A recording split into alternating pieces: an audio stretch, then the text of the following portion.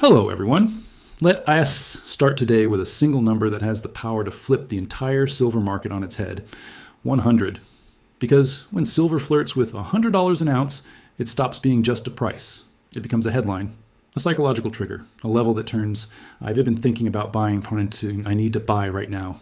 And here's the part that should make you pause. This isn't some distant fantasy. We're already dealing with a market trading in the mid-90s, with gold sitting at extreme highs, and with physical silver, once you actually try to take it home, already costing close to $100 an ounce in many places. So the question isn't, could this happen? The question is, what happens when it does? Today I want to walk through what's really happening beneath the surface, why it's happening now, and what could come next. No hype, no shortcuts, just the mechanics of the market, the psychology of buyers, and the pressure points most people don't see. Because right now, we're in a strange moment where the spot chart is shouting one thing, the physical market is whispering another, and refiners are quietly doing something that should have every serious silver buyer paying attention. And if you stay with me, I'll show you why the next move could be explosive, and why a lot of people could get trapped the instant $100 flashes on a screen. Let's set the scene.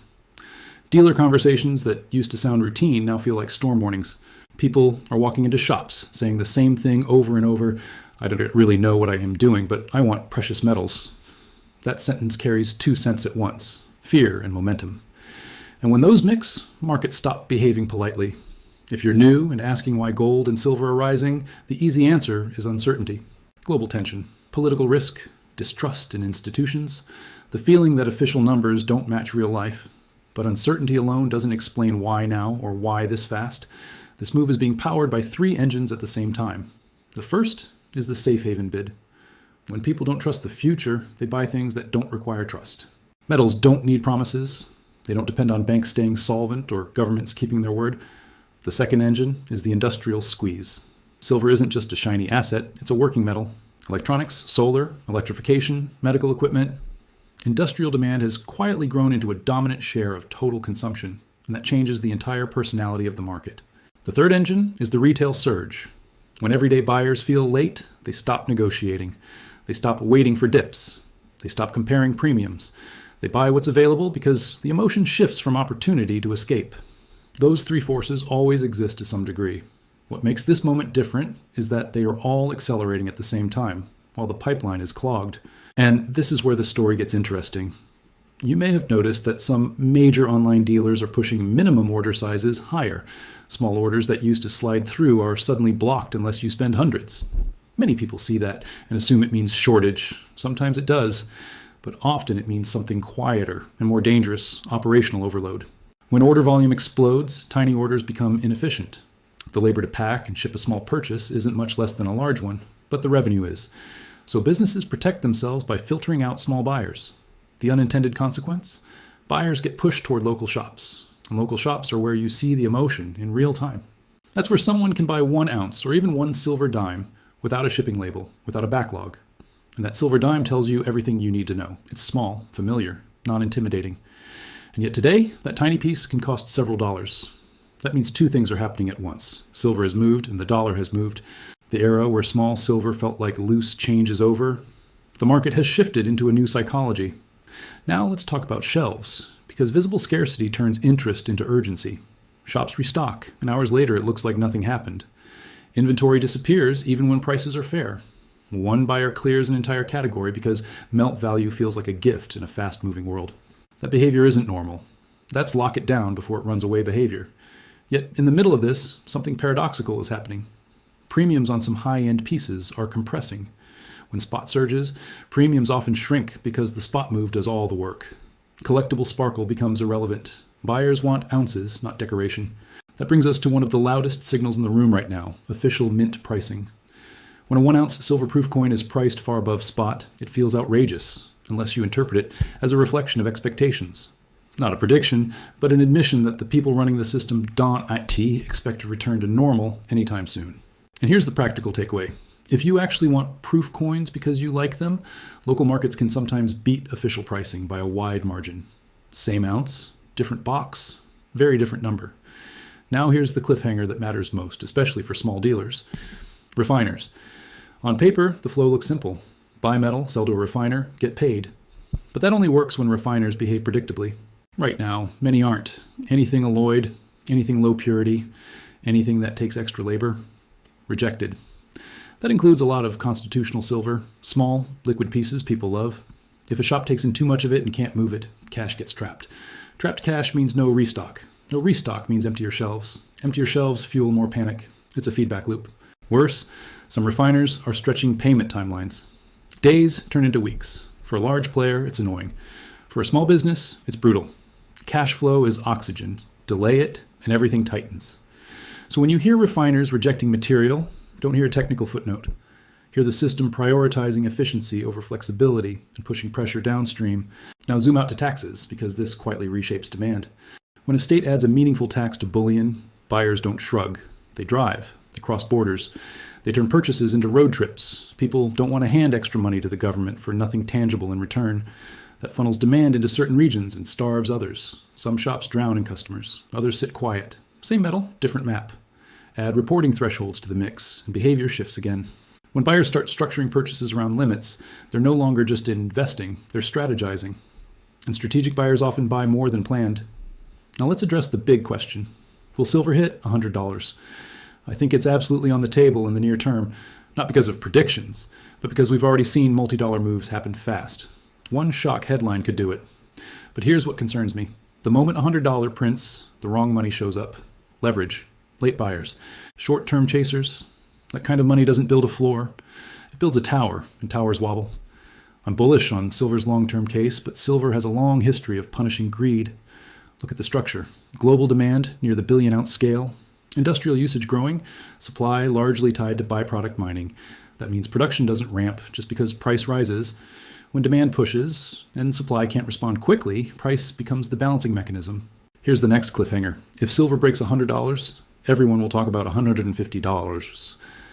But the smarter question is this. What does $100 do to behavior? Dealers pull inventory, premiums jump, refiners get stricter, buyers accept worse deals just to get something in hand. Spot might say $100, but good luck actually buying it for that. That's why $100 isn't just psychological, it's logistical. Now for the counterpoint. A fast move higher doesn't guarantee a smooth ride.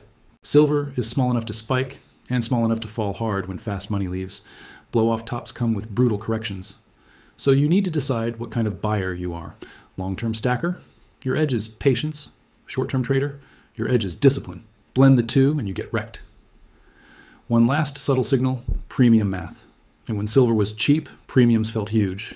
At high prices, the same premium feels small by percentage, even though total cost is record high.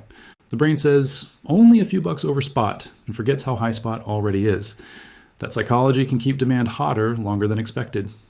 So what can a new buyer do?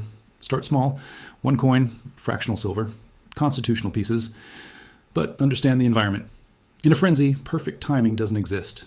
Reliability matters more than saving a few dollars. And remember this, narratives don't move markets. People do. Your job is to separate mechanism from story. Silver lives in a tug of war between fear and industry. That's why it's volatile. And that volatility is exactly why $100 matters. So here's the question I'll leave you with. If silver hits $100 this week, what do? Are you buying anyway because you believe this is the start of the real move? Or are you waiting for a pullback because you don't want to get caught chasing? That question matters more than it sounds because it reveals how you think under pressure. At what price would you actually feel comfortable stepping in? And if you've navigated metals or any hard asset strategy successfully before, those stories matter. Real wins cut through fear and remind people that discipline still works, even in chaotic markets. Now, earlier I warned that markets become dangerous when the wrong money shows up. This is where things get fragile. So let's talk about staying sane. 3 rules. Rule 1, don't confuse speed with certainty. Rule 2, don't buy because of a headline, buy because of a plan. Rule 3, don't let a single price level hijack your emotions. Markets love to punish people who worship round numbers. Silver can break above $100, pull everyone in, then drop $8 in 2 days just to shake out weak hands, before climbing again when nobody or us watching. That's not manipulation. That's human behavior colliding with leverage. Now let us add a layer most people skip while they scream price targets, positioning, and forced behavior. When a market runs this hard, it's not just new buyers that matter. It's margin. It's leverage. It's the quiet decisions made behind the scenes by brokers and exchanges.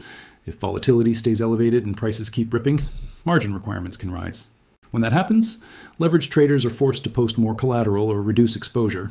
That's how sudden air pockets form, even in a bull market. This is why silver has a reputation. It can make you feel brilliant on Monday and reckless by Friday.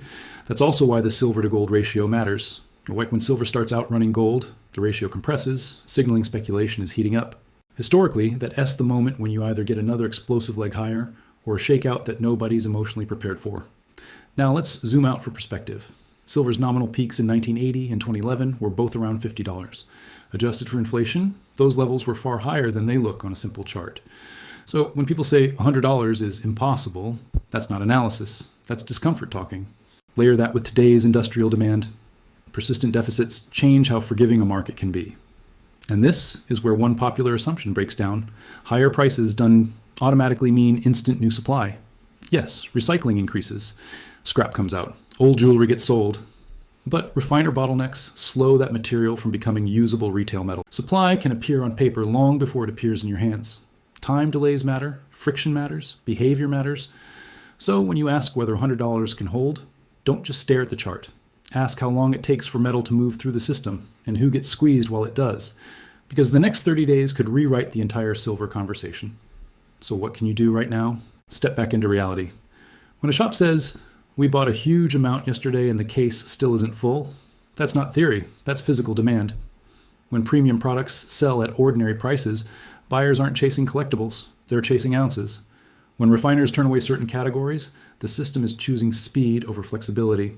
When taxes push buyers across borders, demand concentrates and pressure becomes visible.